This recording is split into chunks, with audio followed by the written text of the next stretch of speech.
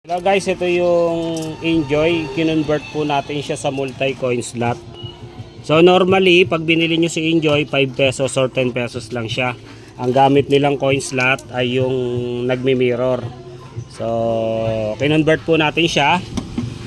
Powered by Christopher. Yeah. Okay.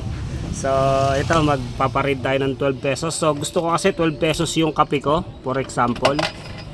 Gusto ko po, ayan, nag-grade po siya ng 5. Naghulog pa ulit ng 5, naging 10. So pag 10 hindi pa siya pwede? Sa 10, hindi ka pa pwede. Ay, hindi pa pwede, kailangan 12. Kailangan 12. Ayan, nagre-remind siya na 12 ang ihulog mo. So pag 12 pesos, saka po mahuhulog yung cup natin. Ayan, pag pipindutin muna natin yung go, pipiliin natin. So ayun, ang galing, no? Oh, ayan na po siya. So ito, hindi pa namin nilagay yung coffee. Kasi nga, nag-convert pa kami. Ito yung coffee niya. Kaya kung mapapansin nyo, tubig lang po yan. So, yan, kaya tama lang yan. Yung tubig nito na isiset naman. Pero sa ano nito ay sakto na to kasi may powder pa po yan. Yan, kaya ganyan ang level. Okay, sa mga gusto po mag-order, meron po tayo dito. Maraming salamat po.